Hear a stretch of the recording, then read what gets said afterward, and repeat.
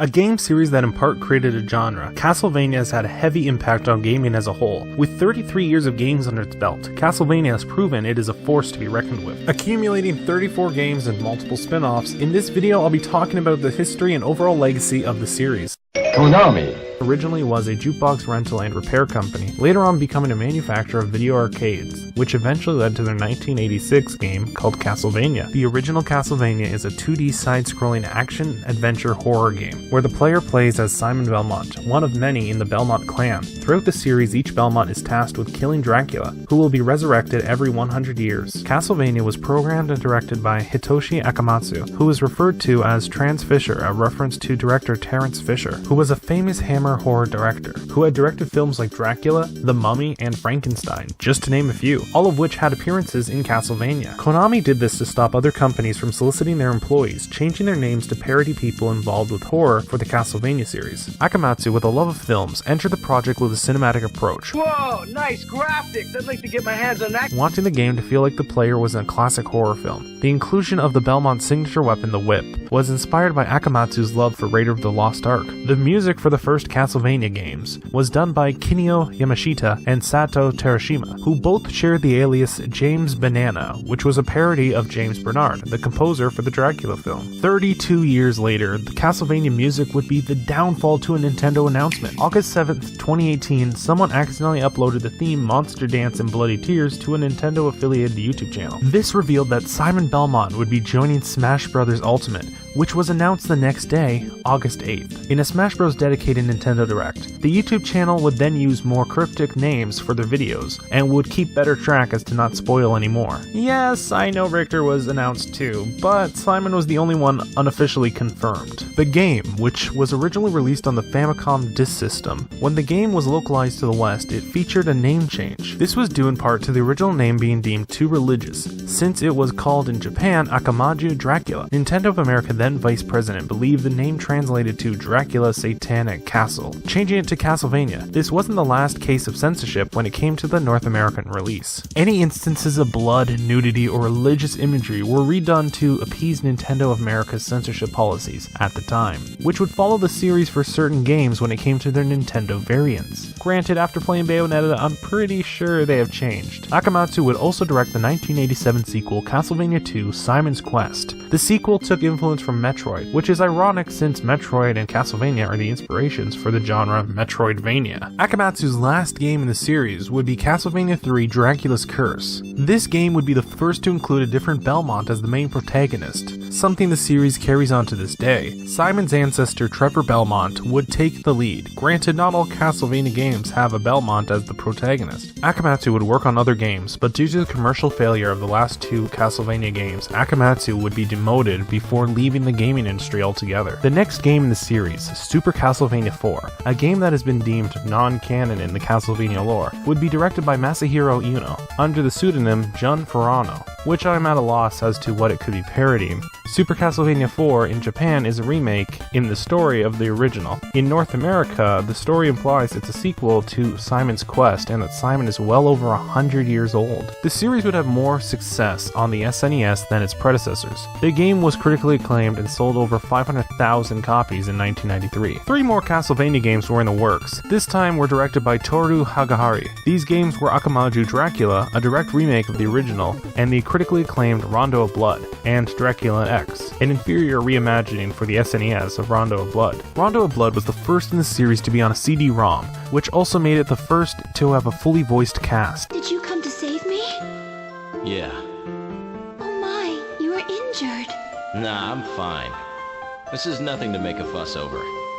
Hagahara would go on to direct a sequel, Symphony of the Night, for the original PlayStation. Joining him was Koji Igarashi, who was the assistant director and story writer. Ayami Kojima, no relation to Hideo Kojima, another Konami employee, worked as a character designer who was tasked with bringing a new style to the Castlevania games, and would stay with the series for 7 installments. Also, the Castlevania Bloodlines from 1994 on Genesis should be mentioned. The composer Michiru Yamane went on to compose a phenomenal score for Symphony of the Night and continued throughout most of the GBA and DS era, as well as both PS2 games. She became the most prolific composer for the series. Symphony of the Night took a departure from the typical Castlevania formula, and the game took on a more non-linear exploration and role-playing game, which had been attempted before with Simon's Quest, but not to the same success. Although it is considered the best in the series, commercially the game didn't do so good at first. Although critically praised, the game did okay in sales. Not bad, but not good either. The reasoning stemmed from the fact that this was primarily a 2D game in an era dominated by 3D. The first 3D title in the Castlevania franchise, Castlevania 64. A bit of a controversial Castlevania game due to the fact that some people think that it's an underrated classic, while other people think it's hot garbage. Castlevania would get better at the 3D gameplay with their games, not to the same success as their 2D side-scrolling games, although some getting criticism for being too similar to God of War or Shadow of Colossus. Although typically with most games, they have a single protagonist, a mascot for the games, a character that carries over from each game. With Castlevania, these games take place over countless years, and usually have either a Belmont descendant as the protagonist or some new addition. But the real staple of the series is Dracula. Although his son Alucard is featured in many games, Dracula has been the character to be featured in the most. This was a big part of the reason I picked Dracula for the thumbnail, and Dracula is at his best depicted in the Castlevania anime on Netflix. March of 2007, Frederator Studios acquired the rights to adapt Castlevania 3, Dracula's Curse. This wasn't the first time Castlevania was going to be adapted in one way or the other. Simon Belmont was one of the protagonists of Captain N the Game Master. Alright, you deadbeat. You can squeeze me, you can choke me, you can shake me, but mess my hair? No way! And not too long ago, images resurfaced of a Castlevania adaptation which, well, it did not look good. Warren Ellis was brought on to write the Frederator Castlevania adaptation. Not having prior knowledge of the series, Ellis would discover the series took influence from Hammer horror films. Ellis, a fan of those films, was eager to get aboard. Ellis would work with Igarashi on the adaptation. Although Ellis got tired of Igarashi countlessly getting him to rewrite the script before finally getting his approval, Ellis didn't want to go straight by the books, or well, games, and instead took the story and made it his own. This is most notable with the removal of Grant Dynasty, a character that he felt didn't fit the feel of the story, and also he hated the name. In 2008, the film was put into development hell, although it was considered turning it into a theatrical release, but the idea was quietly dropped. I believe this might have been due to 2004's Van Helsing, a film that has similar traits to Castlevania, and didn't do that well. Also, the fact that adult-oriented theatrical animated films never tend to make that much money. In 2012, Adi Shankar was approached to do a live-action adaptation of Ellis' script. Shankar is known for his Bootleg Universe YouTube series, while also the movies Grey, Lone Survivor, and 2012 Dread. They wanted the film to be similar to the film series Underworld. Shankar turned the project down, stating that it felt 250% wrong. Shankar is an avid fan of Castlevania and has a deep respect for the series, and thought an adaptation would not be able to capture the quality of the game. Shankar believed that the major studios were blatantly disrespecting fandom, which was the reason he left to do more independent work. Powerhouse Animation Studio, Sam Dietz, negotiated a deal with Netflix to adapt Warren Ellis' script, which was nearly written a decade prior, and Powerhouse Animation would work with Frederator Studio. Netflix was very impressed with the original scripts, with only small changes to the script to fit Netflix's needs. Shankar was approached again, and this time joined the project as a producer. While the show was directed by Sam Dietz, the show's art style took heavy influence from the work of Ayami Kojima, while also taking inspiration from Satoshi Kon's facial design from Cowboy Bebop